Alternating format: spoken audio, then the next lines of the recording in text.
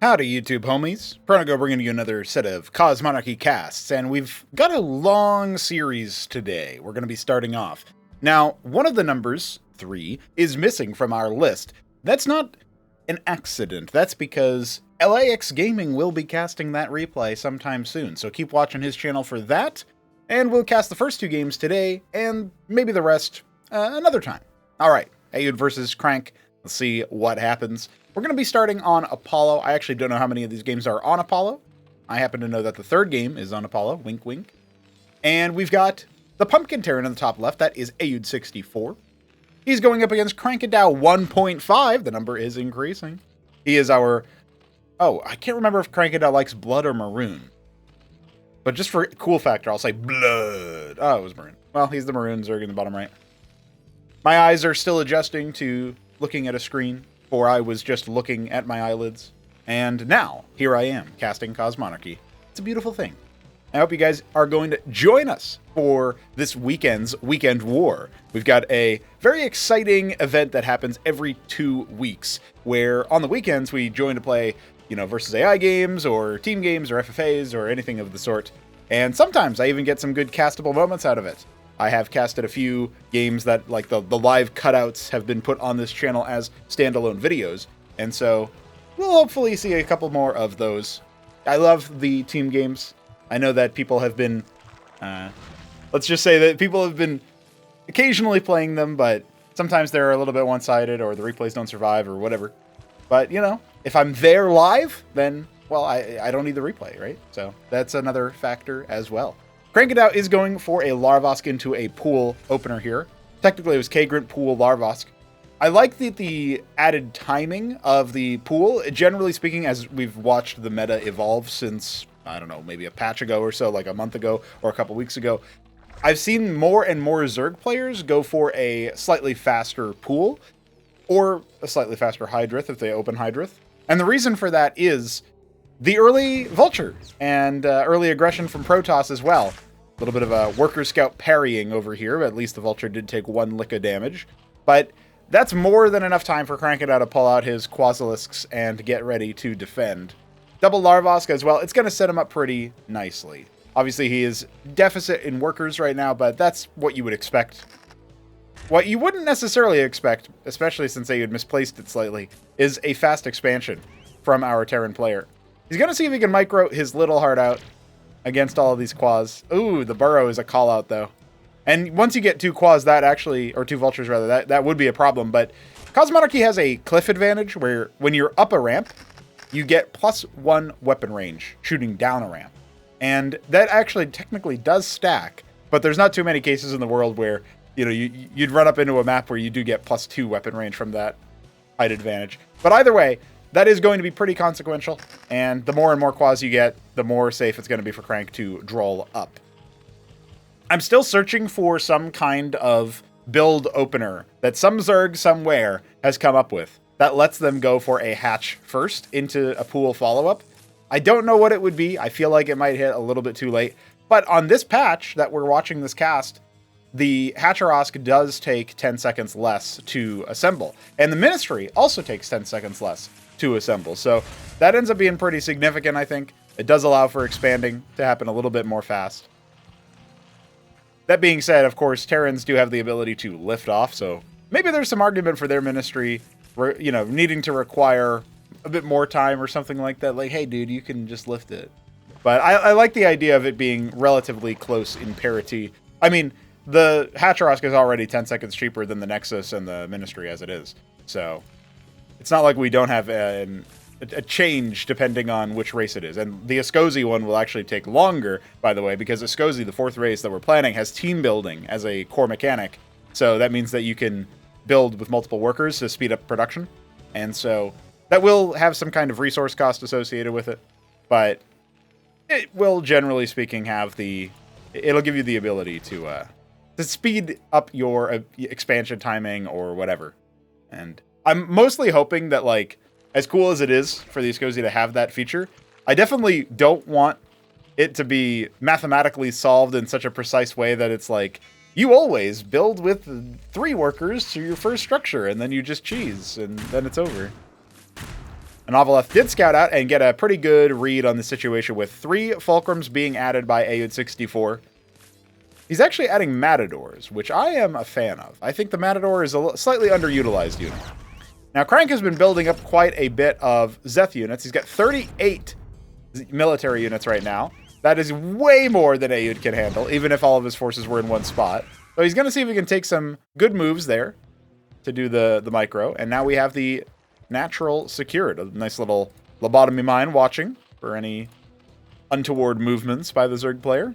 Now Avaleth will, having regenerated, swoop back up to see what's going on, and it'll spot this stockade being constructed. Now, unfortunately, Krankendau is going to end up losing that. There's a little bit of a scuffle down here in the natural at the same time, so reaction time not quite there. But that should tell him that there's a Goliath inside that anchor. Ooh, okay. Third base coming up very fast for Aud64. This might be a little bit of a longer game. Zorkish Shroud on the way for our Zerg player.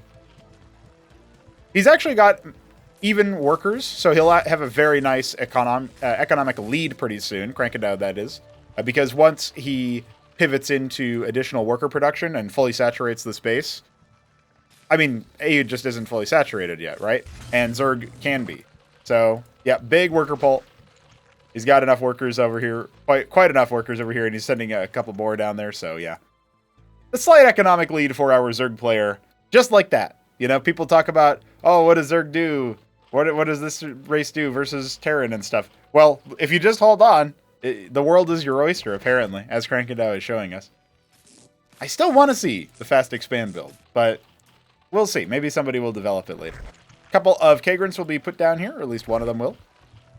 This one's going to be anti-drop. This one's going to be a bit more forward-facing. Yeah, we're actually going to see a couple of those units just being turned into structures. Got to make sure that you're defending your harvesters. And a lot of Zethicors are still being filtered in. Vorvs are definitely a good option here. Nathicors patrolling over here. A very good option. All right, the anchor is lifted. Aud does like to lift his anchor and float it in, but not usually in the context of like, hey, I've got a couple of units in the anchor. Usually he floats it empty as a sort of flying saucer failsafe. Well, that vulture is going to riposte and attempt at expanding. Ah, the Lakes are out. Krankendau is very notorious for having a lot of Lakes, I feel like. Random Zeth has been spotted, a couple of them in fact. Catch a couple of vultures moving out. This is a big concave, so these vultures are completely quashed. Obviously, our Terran has retaken the economic advantage temporarily by dropping himself a nice third base. But it looks to me like we're going to double expand if we're in the Zerg's shoes. Yeah, I was waiting for that second Droleth to be dispatched. So, we'll see how long that economic advantage lasts. Oh, nice little mine sweeping happening over here with some of the Zeths that are waypointed across. You do cause a lot of chaos if you just send out a bunch of those Zethicors and the like. I'm looking around the base, and I just see a lot of Fulcrums here. Aud seems very content to stick to Tier 1 and see if he can power through with a bunch of Goliaths and the like. Although right now his army composition is mostly like Cyclops Phalanx with a couple of Matadors. It's got a couple of all sorts of units. No actual healing right now. I guess there are some Clerics. I was going to say, I don't see them, but they are there. Dwarfed by the size of all of the mech units. Alright, preemptively deploying his Phalanxes and his Madrigals. We're going to see mortars and missiles flying high as the Lakes charge in. If they get a good burrow off, oh, those spines are straight down the middle, cleaving Aud64's army. But they are turned on relatively fast. The Zeths and Quas did not stay alive for very long. So even though a good chunk of the Terran army did end up getting pincered immediately, the Zerg collapse? Ah, that's it. He didn't have any real meaty front line to absorb a lot of the damage. That definitely contributes, I feel like. All right, well, Krankendau is in a tough situation. This might actually be the clothes line. He's only got a couple of Lakes that he just now started in production, a Gorg as well. More Zoryus have hatched. He's got the Zeths. I guess he's not necessarily in danger of utterly dying right now because Aud is taking his time to set up across the ramp. Taking a couple of Gorgs. I actually don't hate the Gorg Core switch if he goes hardcore into that. and they get thrown in with the rest of the army. Unfortunately, that lake is nearly dead. Ugh, losing a whole Zorius. It is not ideal. I mean, the Phalanxes are in a very commanding position right now across that bridge. Double expanding is Aeud 64, adding 2 more ministries. Looks like one of them is at his third base, while the other one is on location. Alright, the Gorgs are out, but there's only a couple of them. I'd love to see, like... I feel like if he had 6 of them, he could pretty easily squash this attack. But right now, he wants to see if he can try his luck with just the lake is. Burrowing a flank on the right-hand side. The south ones are getting chipped out before they can even burrow. There we go. Gonna add in, and a few more. Zooming into the fight. The Zoryus finally engaging. It feels like it's not going to be enough to actually break through, though. Those Zoryus are not staying alive long enough versus all the Phalanxes. Is he making 14 pairs of the Zeths? He has broken through a lot of the frontline units. He's gonna dive in and burrow out. Yeah, the problem is he had such a small area where all of the Lakes were concentrated, and that's basically one Phalanx splash away from doing damage, right? So yeah, he's got the Zeths, and you know, if he waits a little bit here, unfortunately he is losing a lot on the rally. I feel like what he needs to do versus this very immobile Terran army is he needs to pinch off like a bunch of Zeths and draw some attention, because the reinforcements are what's going to get him. But he's making a lot of Gorgs. Again, I don't mind that at all. He thinned the herd of anti-air. Really, the only significant anti-air presence are going to be the Madrigals. And if those guys aren't in the missile mode, the Furia mode, where they're deployed versus ground, like in their mobile mode, they only attack air. And their missiles will be very, very important versus all of the Zethar cores. So now he's going to push across the ramp. This is where Aeud's fate could change. But what does Krankendau want to actually do? Right now, he's just going to let his static defense do a little bit of work. Gorger cores finish up, but one of them will be sniped out by all of the Goliath missiles. The other one battered and bruised. Still have, what, 5 of them or so? Yeah, the problem right now is that losing that base does suck. So he's going to dive in. Oh, the Madrigals are splashing down a lot of his Gorgs, though. They were in the anti-air mode, and that looks like it'll be too much. I mean, some of the Zoryus also got burrowed, and that is not where you want them to be. So GG has to be called. Could not break the mech line. I feel like Aeud's army, dollar for dollar, is more expensive than Krankendau's and much more better at a concentrated area. What we're seeing there is Krankendau definitely felt a little bit too pressured to really get too much done when it comes to pushing and pulling the army or doing anything of that sort. But you either need a big old surround to absolutely pincer it and kill it, and I do think you need Gorgs for that in this particular case, or maybe you're starting to think about like Bactylisks or something if you want to step toe-to-toe with them. Or with the army he did have, if he wants to slow the advance with Lakes and, you know, some kind of anti-air option as well, and then go around with Zeths to pincer all the bases, that could also really hamper Aeud's growth and his move across the map. So those are areas I saw as far as things that Crank might be able to leverage, but I definitely see where he's struggling there, because that is a tough composition to fight into. Aeud posts the first match. Let's see what happens in game 2. We are down here in Apollo once again. The bottom right is where Aeud lives. He is our pumpkin Terran, fresh off his victory previously. And Krankendau is chilling in the top left. He is a very interesting color. This might actually be Cosmic Cobalt on Zerg? No, Dark Sapphire. Okay. Well, Rainaril is pleased. And I get to crack open this coffee and enjoy a sip of it, while I remind you guys that if you like what you see, and like you're like Aeud and you want to donate to the project, thanks Aeud for your recent donation, you can donate on coffee. It is a possibility. You will support project development. You will see cool things happen even faster than they already are. And they're happening at a pretty rapid pace.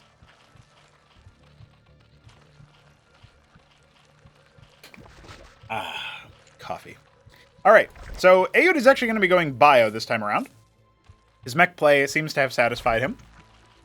I do think that there's still some vulnerabilities about being heckled at the extremes, or maybe if Bactyls had been chosen.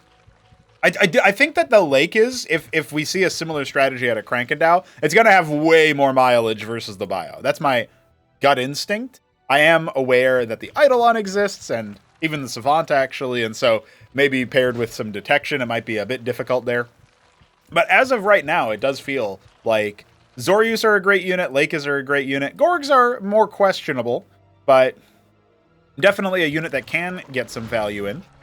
And all in all, the situation that I saw in that last game, it was winnable by Crank, but having to try to take the fight at the ramp side, or at the bridge side, that was a little bit rough. So it's a single stockade into an expand. The Huracan has already moved across the map. Ayud has been a fan of this. 2 pairs of Quas are started, and another Larvosk is on the way. I don't think this Huracan can get too much done, as the Quas are about halfway through before he even does any damage. But he is going to harass a little bit of the worker line, and if depending on Crank's control, he might end up losing a Droleth here. Oh, it looks like he's done very, very nicely, actually, to avoid most of the damage. Oh, he's on top of one, though. That might be enough. Oh, I don't know if that was the burn damage or he killed his own unit. Because I don't think it actually says... yeah, I can't tell who killed what, but Ahmed goes away with economic disruption and another worker kill to his name. Especially after that last video I did, where Ahmed was the king of worker harass. Yeah, that's... I guess if you get like 12 worker kills as a Huracan, you should actually upgrade into the Ahmed unit. That is a crazy hero unit. It's like super big Huracan, and it has stim pack. So good luck. Oh, it shoots air because it's so tall. Yeah, good unit. Not something you could get under normal circumstances. But all right, Hydrith then on the way for Krankendau. So he will be pivoting away from the Zorka's style. I still think that that's what you want versus Bio, at least early on. I feel like Zoryus Lakeiz works really well into everything except for maybe Eidolons, because Eidolons don't have the Cyprian penetration style where they get blocked by armor. But we'll see what Krankendau is cooking. It's entirely possible he ends up just rocking out with Bactyls. Those are a good option versus Bio. They do... I admit that in that last game, they do struggle versus Mech. And so it's not necessarily a foregone conclusion that the game would have looked different if he had gone Bactyl. But I feel like they would have at least thinned the herd on the bounce attacks. They obviously deal with like clerics a little bit nicely. And it's worth pointing out too that versus phalanxes, when the phalanxes are deployed, they lose all their armor and the Bactyls become suddenly much better. So I think that's pretty neat. So he's added another Kagrant to his retinue over here. We'll see which one he ends up morphing that into. And Crank is going to move out a little bit further. He's going to stab his anchor out just slightly and have a bit of a move out. He's actually adding a star pad to the natural of all places. I kind of wonder if that's like, maybe Crank is going to send an Ovaleth to my main, because that's what happened in the last game, but there's no Ovaleth coming for Crank. He's adding a lot of Iziricors, which I really love. Iziricor Quas in the very early game, like this situation, definitely can push back Bioforces. At least as far as I can tell. Now, I say that, but realistically speaking, there are some Huracans. And the Huracans will run the armor, and the Cyprians will shoot through the Huracans. So, there is an Ovaleth coming now. But you got to really put it in the right spot. Now, the Iziricors aren't quite in a great position here. They're going to try to close the gap. The Huracan only dealing with one of the Iziricors, so as they get on top of the Cyprians, that might be something. But unfortunately, all the Cyprians are still alive. There's 6 of the bad boys. So he's going to make a bunch of Iziricors, and the Cyprians are going to fall back because they're slow, and they're not really going to be able to make it up the ramp. So that was a butt clench moment right there, I feel like, oh my god, the Cyprians are still alive! And then he doesn't move forward with them, because how much damage can they really do? Spoiler, it's a lot. Alright, Anseal on the way. More Huracans, more Stockades, more Bio. Going up to 6 Stockade production here for our Terran player. They're pretty good. They're pretty good structures, I gotta be honest. Adding sieves as well, so he's going to go into that gas cap. By the way, each commandment is 150 gas, so when we see those get placed down, you see this gas, you're like, oh, he's going to get tier 2 rush or something? No, he's just saving for his commandments. Unfortunately, that Ovaleth does not make it too close, too far, too whatever. It's a rough time to be an Ovaleth. And there it is. Covenants, not commandments. Commandments are also expensive, but that's later. Each covenant is 150 gas, I think 50 minerals. So, yeah, he only has room for 3 of them, and then he's got to wait a little bit. Doesn't have a Vestry, interestingly enough. We are going to get into the ski back tier for Krankendau, so he definitely, I think he needs some more, because he underestimates just how much production there is. His Ovaleth did not get in to scout the fact that there's been, a ridiculous number of extra stockades. Honestly, The Eidolons and the Savants might not even be necessary right now. Aeon has so much military, and Crank just does not have as much himself. They're both on even workers, right? That is definitely a rough stuff for Zerg. When you're at even workers, but your enemy's military rolls up. That's a lot of Izira cores, and that's not nearly enough of them. Yeah, he just has to concede. All right, we saw some pretty, we saw some rough stuff for Crank.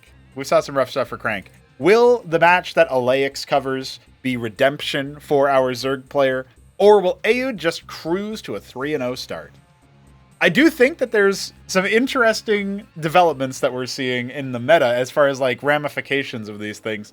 By the way, another thing that was adjusted in this update is that I took down the time cost of a lot of the production structures a little bit, like the Gateway, the Stockade, the Fulcrum. I think there was one other, I can't remember off the dome. And then I increased the mineral cost of them all. So 175 minerals for a Gateway, 150 for the Stockade, back to that the cost, 200 for a Fulcrum, back to that cost. And yet we're still seeing Terrans go super heavy into those extra production structures. And maybe the time cost itself is a bit unwarranted. That might be something that has to be bumped back up. We're all still testing that stuff, so give us your impressions in the comments. We welcome that kind of discussion. It is pretty funny when people come in and they just see whoever wins and they're like, that race must be the best race. And it's like, yeah, for that video. But hey, tune in for next video because you never know what's going to happen. GG.